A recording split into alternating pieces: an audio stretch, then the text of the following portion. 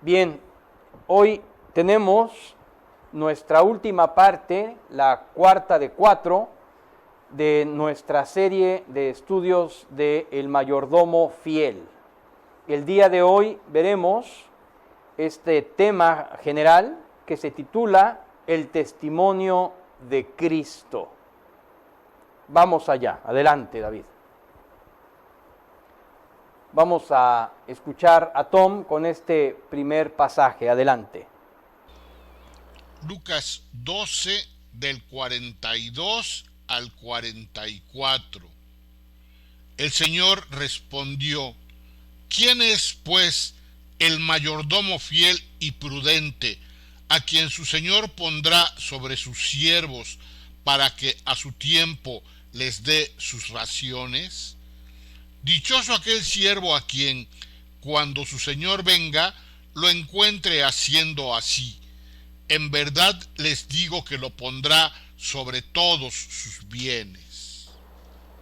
¿Quién es el mayordomo fiel y prudente, a quien su Señor le encargará con autoridad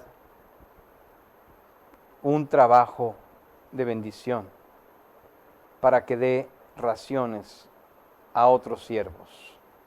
Dichoso aquel siervo a quien cuando su Señor venga esté en las cosas del Señor. Vamos a comenzar. Ante la cercanía cada vez más evidente del escenario catastrófico descrito en el Apocalipsis, el Señor Jesús urge tanto a incrédulos como a creyentes a arreglar las cuentas en su alma, señalando, una vez más, la puerta aún abierta del perdón eterno en la cruz del Calvario.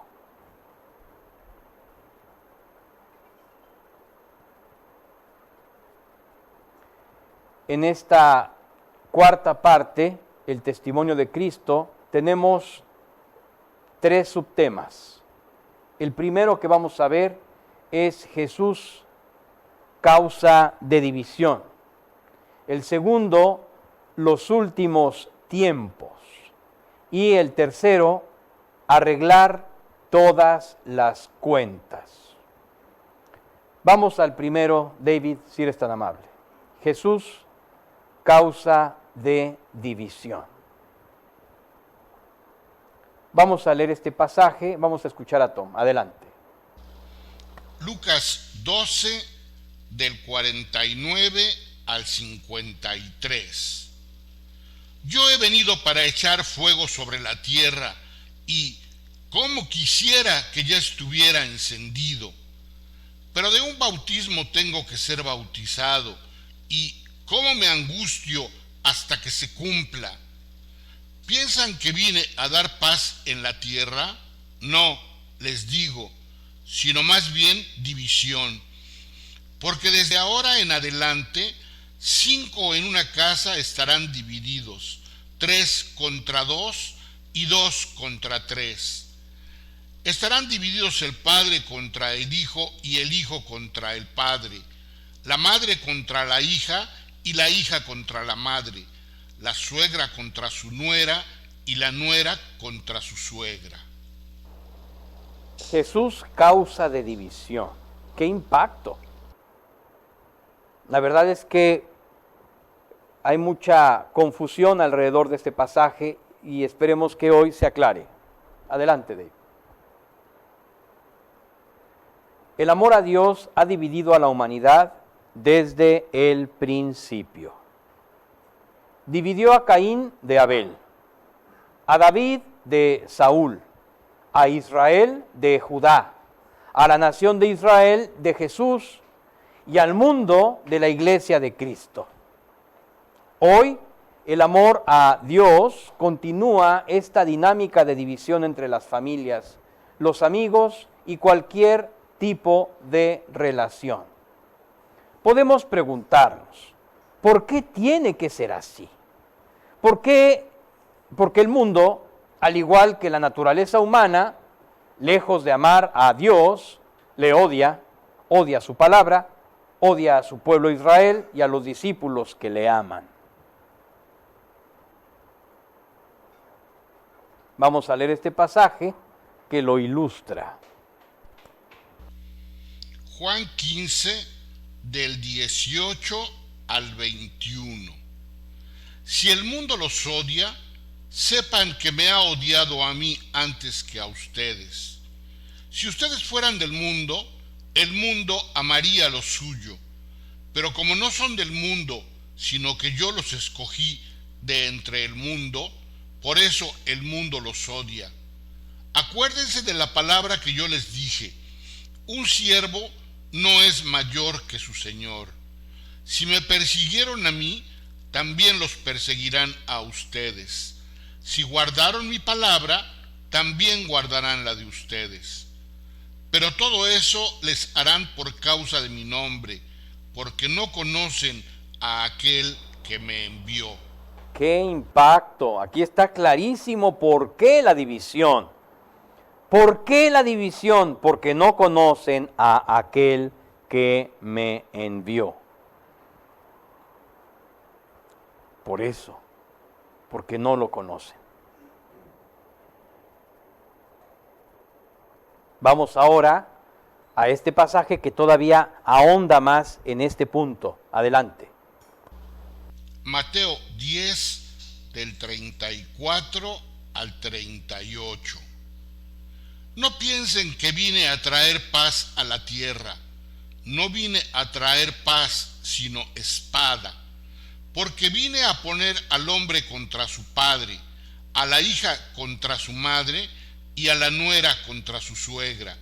Y los enemigos del hombre serán los de su misma casa. El que ama al padre o a la madre más que a mí, no es digno de mí. Y el que ama al hijo o a la hija más que a mí, no es digno de mí. Y el que no toma su cruz y sigue en pos de mí, no es digno de mí. Exactamente. He aquí el punto. El mundo está en contra de Dios, por supuesto, por ende, en contra de Cristo y por ende en contra de quienes aman a Dios y manifiestan la gracia, la plenitud y el amor de Cristo. Por eso es que hay una división, porque las personas no toleran ver la luz. Las personas del mundo no toleran ver la luz de Dios en los creyentes que hemos conocido la luz. No la quieren, no la toleran. Es incómoda. El amor a Dios se traduce en obediencia a su palabra por medio del trabajo del Espíritu Santo a través de la gracia divina. Esta realidad se traduce en amor a todas las personas, manifestando así un deslumbrante testimonio que resulta ser una terrible y odiosa espada para el mundo.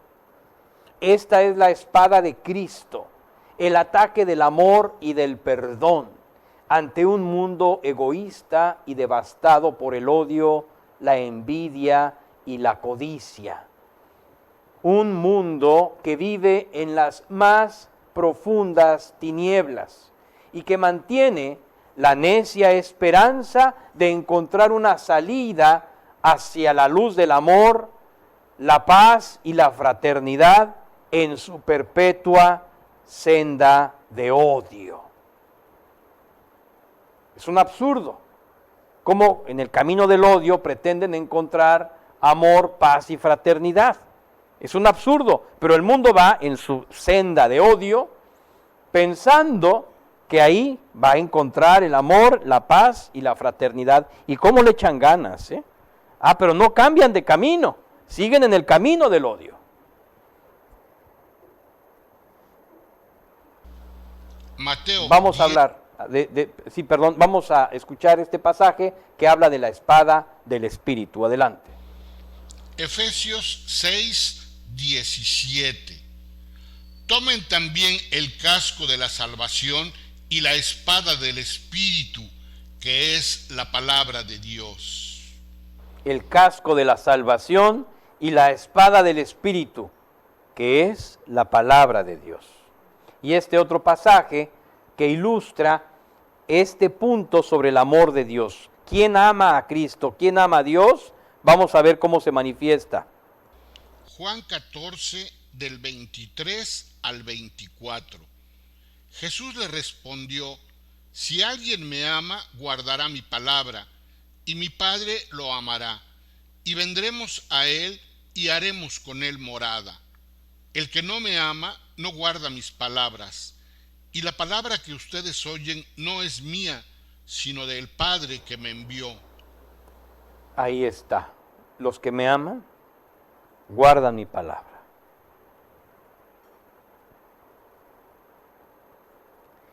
Bien, vamos a ver en el carrusel de ilustraciones un caso verídico que sucedió hace ya varios años, el asesino imperdonable. Así lo vamos a titular en esta serie de ilustraciones, pero fue un caso verídico.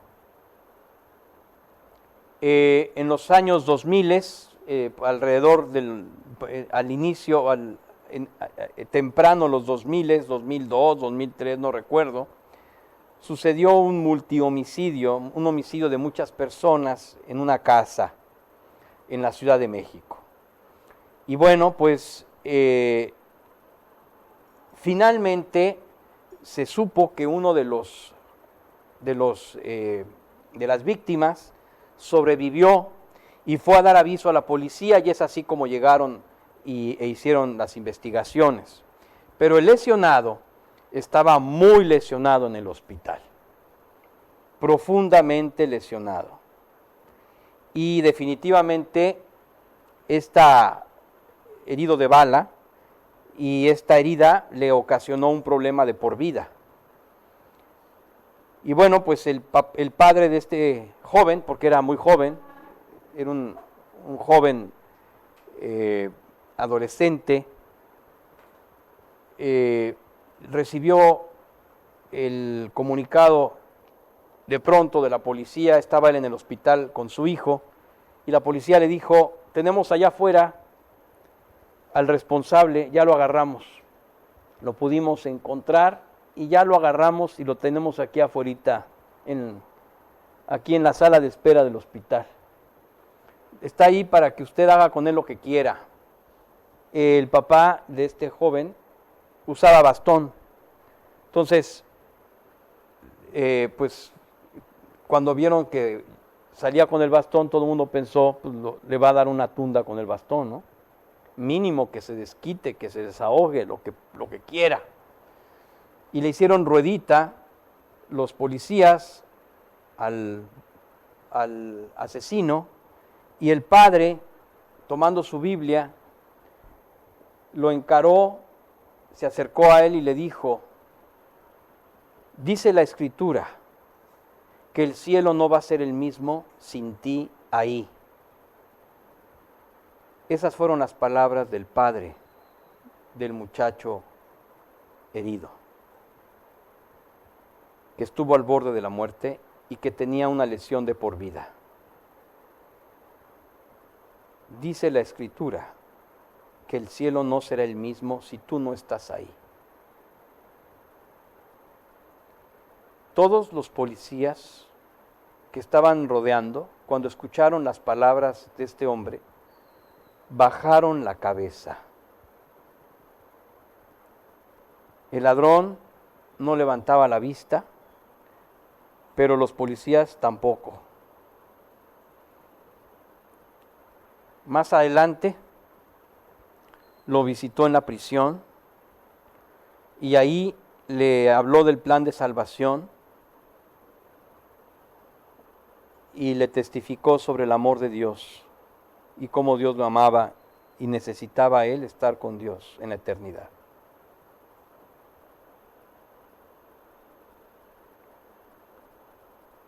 Cuando se supo esto, en las noticias no lo podían creer. Lo entrevistaron y le preguntaron por qué había hecho esto, cómo era posible, de dónde sacó tanta buena fe para poder hacer algo así. Y el padre simplemente respondió: El amor de Dios es tan grande que perdonó mis pecados como perdonó también los pecados de este joven y los de toda la humanidad. El amor de Dios puede hacer grandes cosas, como usted ahora lo ve. La reportera apenas podía hablar, no podía a veces emitir palabras para no hacer notar que estaba muy conmovida y al borde de las lágrimas. Así es, un testimonio de amor profundo en donde se ve el amor de Dios manifestando su gracia y su misericordia en toda su plenitud. Este es un ejemplo, una ilustración de cómo el amor de Dios puede manifestar esta preciosa y maravillosa plenitud. Vamos a leer el siguiente pasaje que habla precisamente del amor de Dios. Primera de los Corintios 13, del 4 al 8a. El amor es paciente, es bondadoso. El amor no tiene envidia, el amor no es jactancioso, no es arrogante, no se porta indecorosamente, no busca lo suyo, no se irrita, no toma en cuenta el mal recibido. El amor no se regocija de la injusticia, sino que se alegra con la verdad. Todo lo sufre, todo lo cree, todo lo espera, todo lo soporta. El amor nunca deja de ser. Así es, este es el amor de Dios, un amor incondicional, que no toma en cuenta el mal recibido. Repito, no toma en cuenta el mal recibido. O sea, no se irrita, todo lo sufre.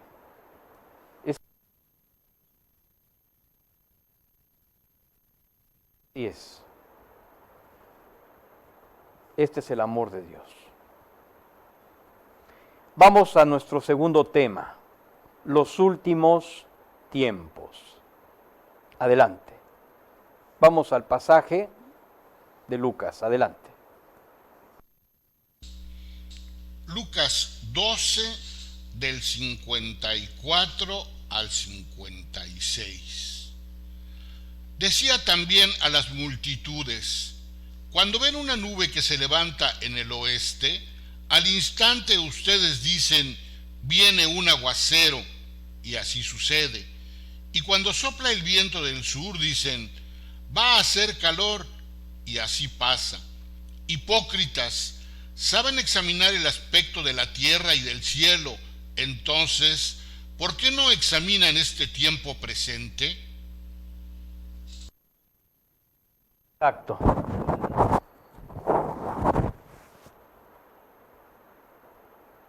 Cristo estaba haciendo ver la incredulidad absoluta y profunda en este tiempo, en este pueblo de Israel.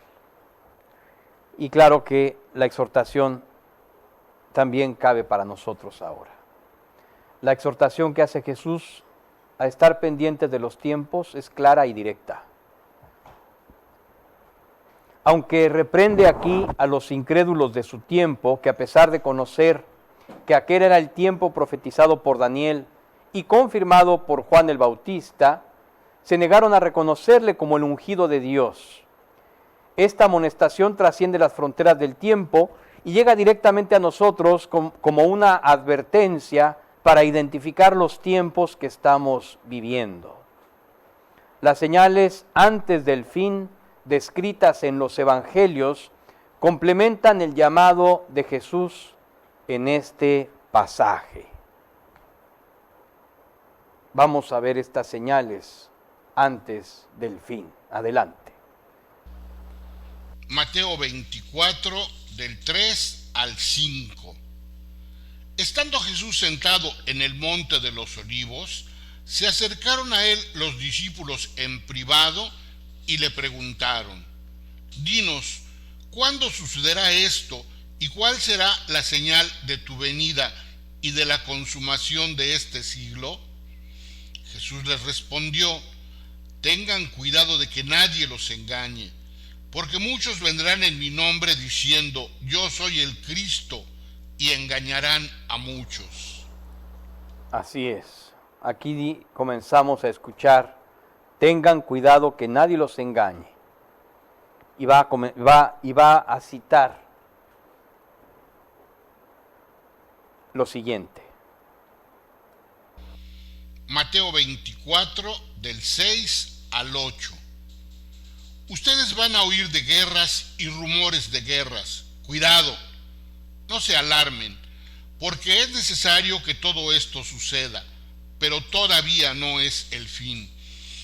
Porque se levantará nación contra nación y reino contra reino, y en diferentes lugares habrá hambre y terremotos.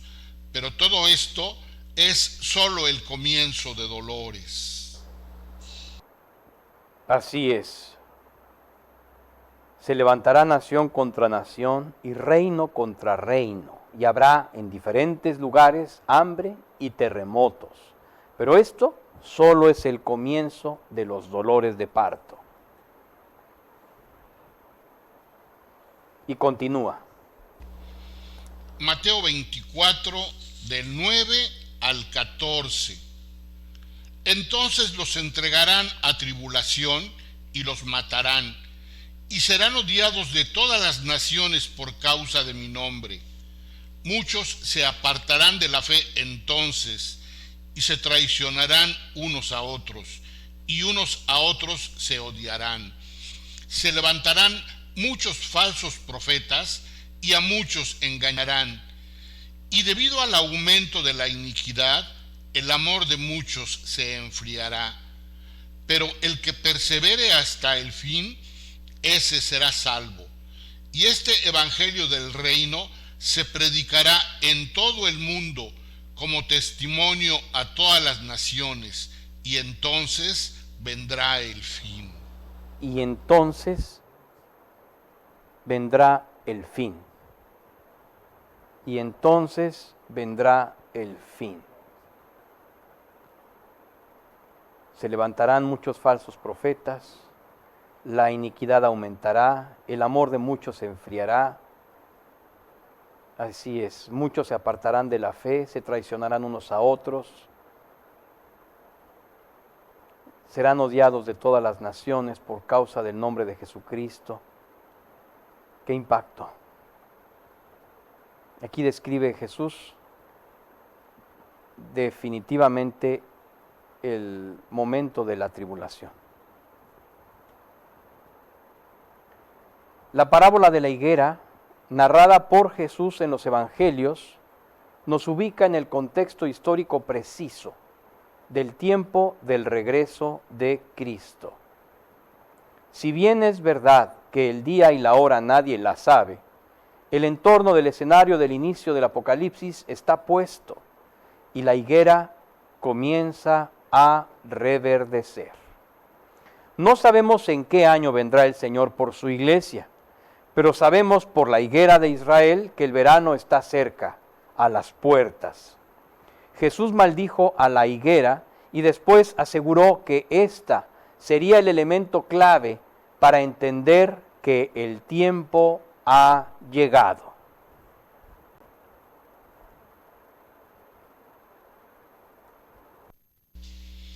Mateo 21, del 18 al 19. Por la mañana, cuando regresaba a la ciudad, Jesús tuvo hambre, y al ver una higuera junto al camino, se acercó a ella, pero no halló nada en ella sino solo hojas, y le dijo: nunca jamás brote fruto de ti. Y al instante se secó la higuera.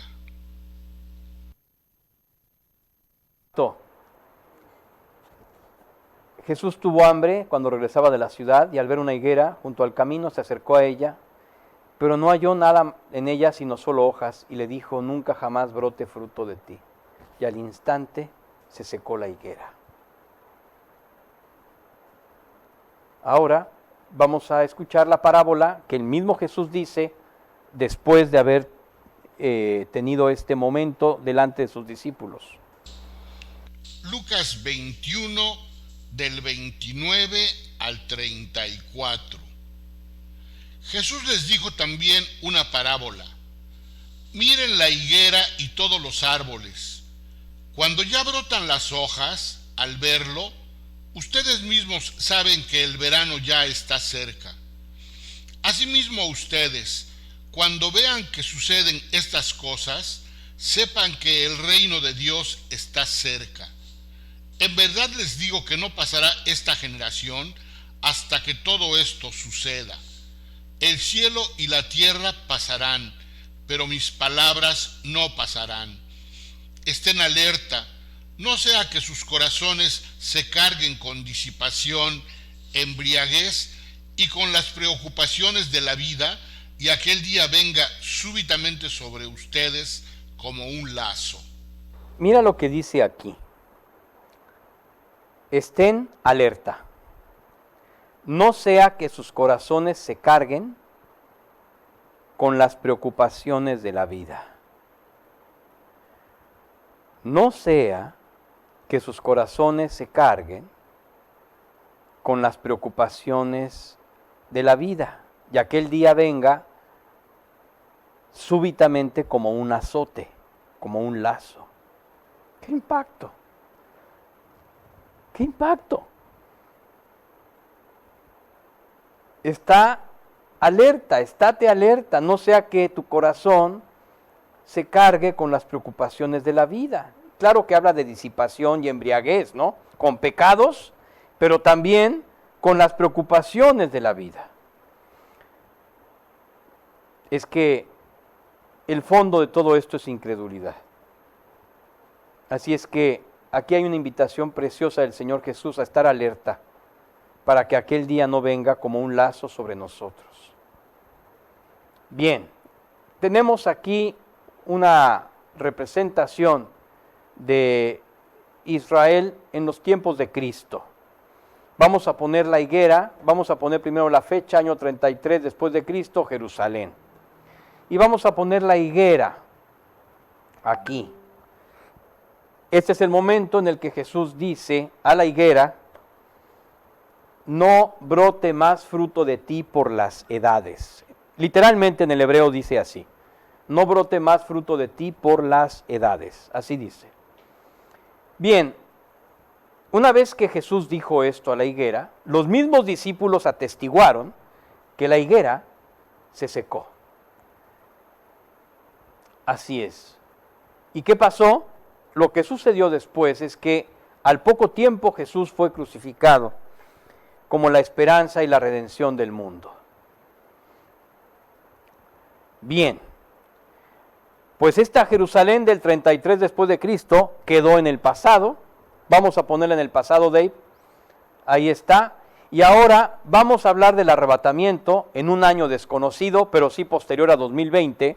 ¿Por qué no 2021? Porque podría venir este año, pero sí ya no puede venir en 2020. Por lo tanto, es posterior al 2020. El arrebatamiento, año desconocido, posterior al 2020. Ahí tenemos la cúpula de la roca en Jerusalén, ocupando el lugar del templo, porque estamos hablando del tiempo moderno, como está en este momento, y de pronto la higuera comienza a reverdecer. O sea, Israel comienza a reverdecer. Cuando venga el arrebatamiento, la higuera está verde, está lista. En este momento la higuera ha comenzado a reverdecer, en este momento en el que estamos viviendo. Pero en el día del arrebatamiento, en ese momento la higuera está a punto. Está lista con los higos, con los frutos. El punto es el fruto. ¿Recuerdan lo que dijo Jesús? Nunca jamás brote fruto. Bueno, en realidad no decía nunca jamás, decía no brote fruto más de ti por las edades, ¿no? Y finalmente va a venir el fruto. El día en el que la higuera esté lista para dar fruto otra vez.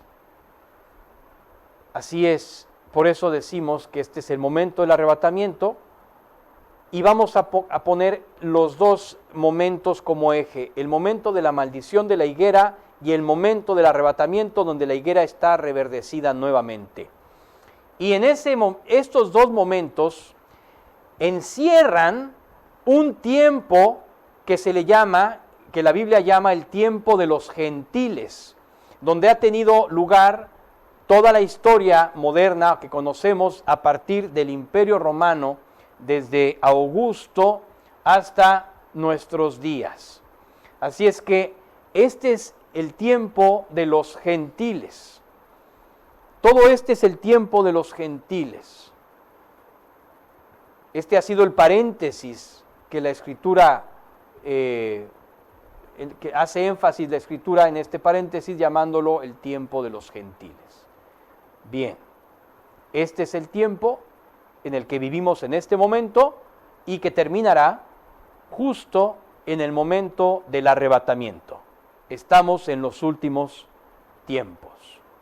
A través de la maldición pública a una higuera y la mención de su posterior renacimiento, Jesús ilustra el tiempo de los gentiles en el que ahora vivimos y anuncia que la desolación de Israel terminará justo en el escenario del cumplimiento de las señales del fin.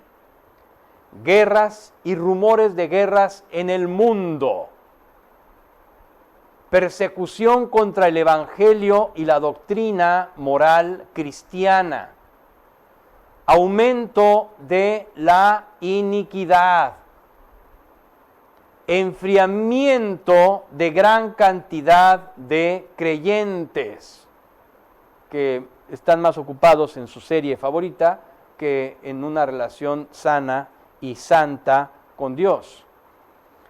Hambres y catástrofes naturales. Es que no hay día que no haya una catástrofe en el mundo. Esto yo recuerdo cuando estaba yo en la primaria, ¿no? Escuchabas que de pronto que pasó algo en África, pero era como una cuestión así lejana, que de pronto pasaba un temblor y ¡wow! Pero eran momentos específicos, no era cada día una tragedia. Pero ahora hay cada día 4 o 5 tragedias en diferentes lugares del mundo, al mismo tiempo. Tragedias de inundaciones naturales, de terremotos, caída de aerolitos, granizos del tamaño de una pelota de golf, que rompen cristales, deslaves, terribles deslaves que entierran poblados completos, tsunamis, tornados, huracanes, tifones. ¿Qué te digo? Es que no acabamos. Bueno, y la tierra estará peor, ¿eh? También regreso de Israel a su tierra y del control político de Jerusalén, que ya tienen, y también el resurgimiento de Europa como potencia. Todos estos elementos que aparecen en la Escritura ya se cumplieron. Estamos en los últimos tiempos. A través de la profecía de Jeremías, Dios compara los frutos de la higuera, los higos, con el pueblo de Israel y hace una clara diferencia entre los higos buenos y los higos malos, los obedientes y los desobedientes, y las consecuencias de ambos. Como vemos con muchas otras profecías, esta también tiene doble sentido temporal. Uno se cumplió en la época de Nabucodonosor y el otro se ha cumplido entre el tiempo de la maldición de la higuera hasta nuestros días. La profecía de Jeremías proporciona los elementos fundamentales para ubicar la correcta interpretación de la parábola de la higuera. Vamos a ver un extracto de la profecía de Jeremías en el capítulo 24. Adelante. Jeremías 24:1b, 2, 5a, 5c, 5e, 6a, 7a y 7c. Está El Señor impresionante. me mostró Pero es que dos si no cestas eran de higos 4 diapositivas colocadas delante larguísimas. del templo del Señor. Una cesta tenía higos muy Y todo buenos, muy como lógico, los o sea, primeros higos maduros, y la otra tenía higos muy malos, que de podridos no se podían comer. Así dice el Señor: como a estos higos buenos, así consideraré a los desterrados de Judá, porque pondré mis ojos sobre ellos para bien, y los traeré de nuevo a esta tierra, los edificaré, y les daré un corazón para que me conozcan, y yo seré su Dios, pues volverán a mí de todo corazón. Yo que estos pasajes del 1 al 7 ya eran aquí nada más 3 diapositivas, entonces quisimos editarlo y se entiende perfecto en esta lectura. Así es que los higos buenos y los higos malos son la referencia clara que después el Señor Jesús usa como base para dar a entender los elementos de la parábola de la higuera. Vamos a la siguiente parte, por favor. Adelante, Dave.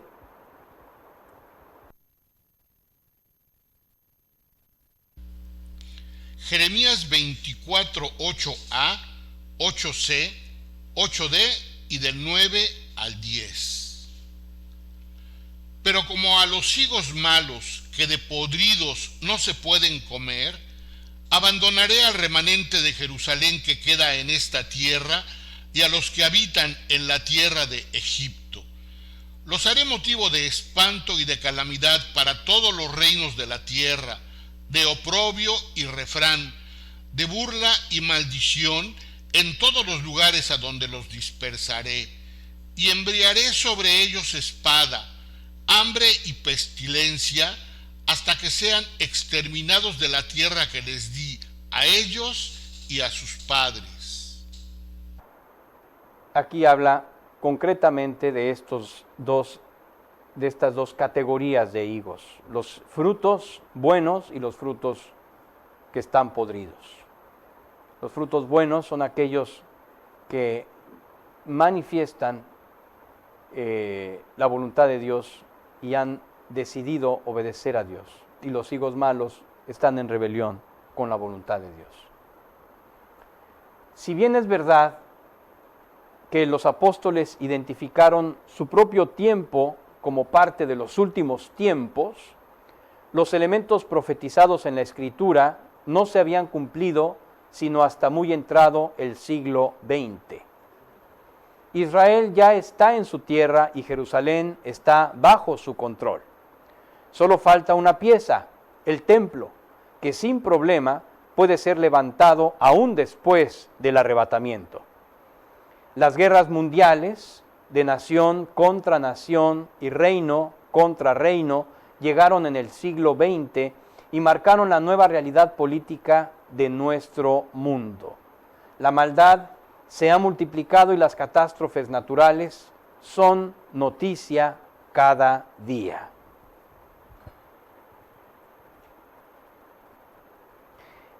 Llegamos a nuestra tercera parte, el tema número 3, arreglar todas las cuentas. Vamos al pasaje de Lucas. Lucas 12, del 57 al 59. ¿Y por qué no juzgan por sí mismos lo que es justo? Porque mientras vas con tu adversario para comparecer ante el magistrado, procura en el camino arreglarte con él, no sea que te arrastre ante el juez, y el juez te entregue al guardia, y el guardia te eche en la cárcel. Te digo que no saldrás de allí hasta que hayas pagado aún el último centavo. Y es tiempo de arreglar cuentas con Dios y con todo tu entorno. Con todo tu entorno humano, por supuesto. Ante esta perspectiva, Dios urge a su iglesia y a quienes aún no forman parte de ella a arreglar cuentas con el Creador antes de que llegue la hora de la prueba que ha de venir sobre el mundo entero. Esto incluye arreglarnos con quienes tratamos cada día, perdonar y pedir perdón, así como dejar de juzgarles y condenarles. El Cordero de Dios que quita el pecado del mundo, Jesucristo, aparece en el Apocalipsis como el único sacrificio que cumple cabalmente el pago de la justicia de Dios por los pecados de cada persona. Todo creyente debe cuidar de vivir santificando el nombre de Dios y su voluntad, confiando en Él en verdad.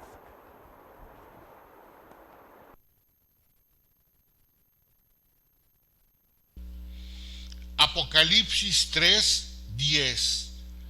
Porque has guardado la palabra de mi perseverancia, yo también te guardaré de la hora de la prueba, esa hora que está por venir sobre todo el mundo para poner a prueba a los que habitan sobre la tierra. Y vamos a leer el siguiente pasaje.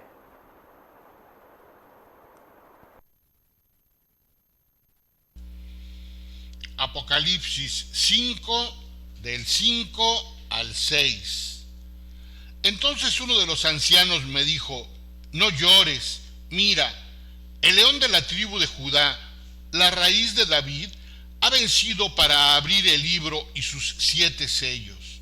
Miré y vi entre el trono, con los 4 seres vivientes y los ancianos, a un cordero de pie como inmolado, que tenía 7 cuernos y 7 ojos, que son los 7 espíritus de Dios enviados por toda la tierra.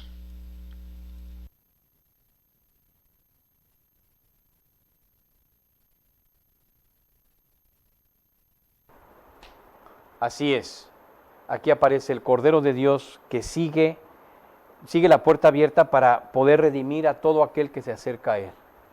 Ante las evidencias cataclísmicas de cada día en la tierra, a partir de junio de este año 2021, que ha padecido catastróficas e impactantes inundaciones, lluvia de enormes bolas de granizo, incendios masivos, erupción de volcanes, géiseres y deslaves, los creyentes que formamos el cuerpo de Cristo, la Iglesia, debemos concentrarnos en 2 acciones fundamentales. La primera es examinar con honestidad nuestra vida delante de Dios, lo que incluye arreglar cuentas con toda persona de nuestro entorno, perdonar o pedir perdón, y orar sin cesar por las almas y hablarles de la esperanza de Jesucristo. Así es. Esto es lo que debemos en verdad llevar a cabo. Vivir manifestando el amor de Cristo, examinar nuestra vida constantemente, arreglar cuentas con toda persona, por supuesto, primero con Dios, ¿no? Y con toda persona, perdonar o pedir perdón y orar sin cesar por las almas y hablarles de la esperanza de Cristo. Vamos a este pasaje. Isaías 1:18. Venid luego, dice el Señor, y estemos a cuenta. Si vuestros pecados fueren como la grana, como la nieve serán emblanquecidos. Si fueren rojos como el carmesí, vendrán a ser como blanca lana.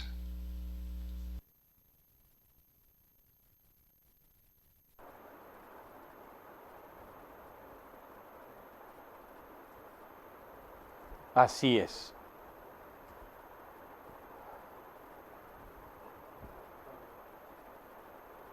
Vamos a regresarle una, ahí estamos.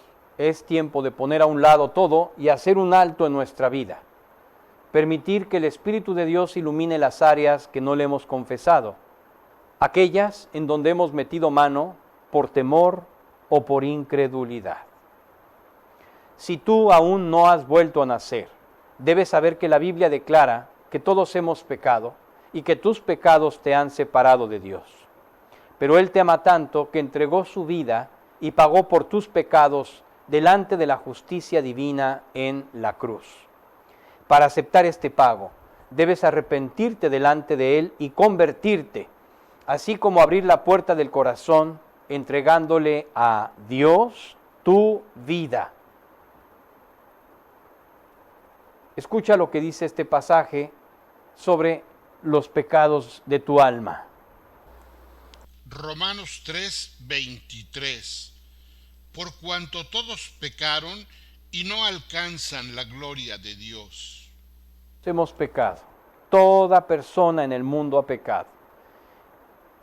Por lo tanto, estamos separados de Dios mientras estemos en nuestros pecados. Por eso Dios necesita que arregles esto en tu corazón y le permitas a Él salvarte. Esto es arrepintiéndote con todo tu corazón. Escucha esto que hizo Dios por amor a ti. Juan 3:16. Porque de tal manera amó Dios al mundo, que dio a su Hijo unigénito, para que todo aquel que cree en Él no se pierda, sino que tenga vida eterna. De tal manera te amó Dios, que dio a su Hijo unigénito, para que si tú crees en Él, no te pierdas, sino que alcances la vida eterna. Por lo tanto, escucha que dice aquí. Hechos 3, del 19 al 20.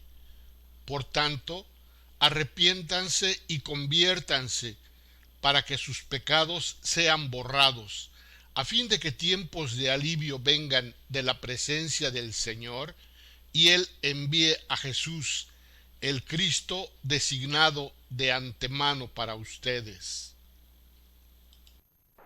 Arrepiéntete y conviértete para que tus pecados sean borrados. Para que de la presencia de Dios envíe a Cristo y venga paz a tu vida. Tiempo de paz. ¿Quieres paz? ¿Quieres tener paz en tu vida? Entrégale a Dios tu alma. Entrégale a Cristo tu vida. Y entonces habrá paz en tu alma.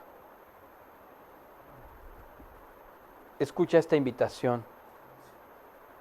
Habla Dios, habla Jesucristo en Apocalipsis y dice: Apocalipsis 3:20. Atención, yo estoy a la puerta y llamo. Si alguien oye mi voz y abre la puerta, entraré a él y cenaré con él y él conmigo.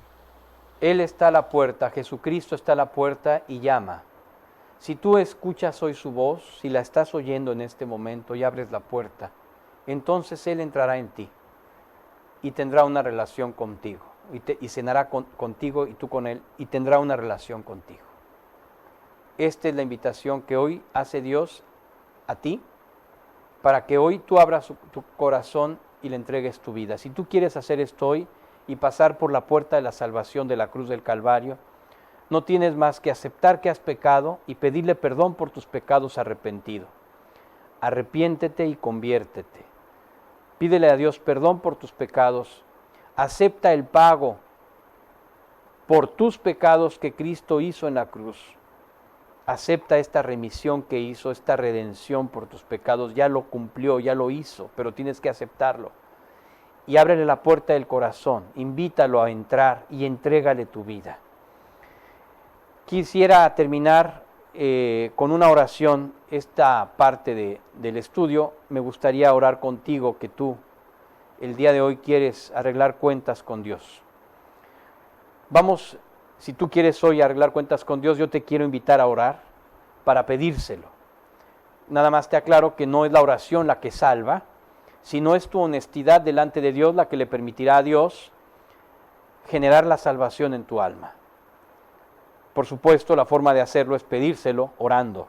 Por lo tanto, quiero orar contigo si hoy tú quieres hacer esto, para que el día de hoy tú le entregues tu alma a Dios y arregles cuentas con Él. Vamos a orar y tú ves siguiendo esta oración. Yo lo voy a hacer en voz alta para guiarte en esta oración. Te repito que no es la oración la que salva, sino es tu honestidad la que le permitirá a Cristo generar la salvación en tu alma. Vamos a orar. Bendito Padre, quiero agradecerte profundamente porque el día de hoy he entendido que tú viniste a este mundo para pagar por todos mis pecados. Señor, reconozco que he pecado y estoy arrepentido de todos mis pecados. Te pido perdón por cada pecado que recuerdo y por todos aquellos que no alcanzo a recordar. Y en este momento te abro la puerta de mi corazón, aceptando el pago que tú hiciste por mis pecados en la cruz, para que yo no tuviera que ir a pagar en el infierno eterno, separado de ti. Señor, te abro la puerta de mi corazón. Te pido que tú entres y tomes el trono de mi alma,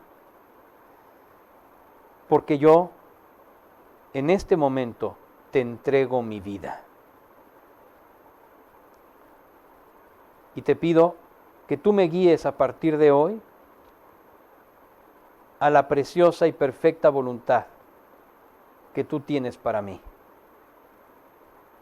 Te pido esto en el nombre de Jesucristo, mi amado Señor y ahora mi amado Salvador. Amén. Bien, quiero nada más compartir un gran gozo contigo. Si el día de hoy tú has tomado esta decisión, escucha este versículo, por favor, donde Dios hace una promesa maravillosa. Escucha esto. Segunda de los Corintios 5:17. De modo que si alguno está en Cristo, nueva criatura es. Las cosas viejas pasaron, ahora han sido hechas nuevas. Si alguno está en Cristo, es una nueva creación, una nueva criatura. Las cosas viejas han pasado, ahora todas han sido hechas nuevas. Ahora hay una nueva creación que Dios ha comenzado en tu vida. Borrón y cuenta nueva, decimos coloquialmente. Bueno, pues esto es lo que ha pasado a partir de hoy. Cristo está en ti porque se lo has pedido. Él dice que Él está a la puerta y llama. Si alguno oye su voz y abre la puerta, entrará a Él. Por eso tienes que tener la convicción que si tú se lo pediste hoy, Él está en ti. Y si alguno está en Cristo ahora, es una nueva criatura. Gracias a Dios por esta decisión que has tomado. Me gozo profundamente. Bien, pues vamos al epílogo que nos ha acompañado a lo largo de esta serie. Es el mismo pasaje con el que iniciamos. Como comenzamos cada estudio, es la forma en la que terminamos. Vamos al pasaje, por favor. Lucas 12, del 42 al 44. El Señor respondió: ¿Quién es, pues, el mayordomo fiel y prudente, a quien su Señor pondrá sobre sus siervos para que a su tiempo les dé sus raciones? Dichoso aquel siervo a quien, cuando su Señor venga, lo encuentre haciendo así. En verdad les digo que lo pondrá sobre todos sus bienes. Así es. Dichoso aquel siervo. Bien, pues aquí termina esta serie, este estudio del mayordomo fiel. Por supuesto que el siguiente domingo tenemos también estudio. Y bueno, pues vamos a dar gracias, vamos a agradecerle a Dios por esta enseñanza. Velvet, si nos guías, por favor, en una oración.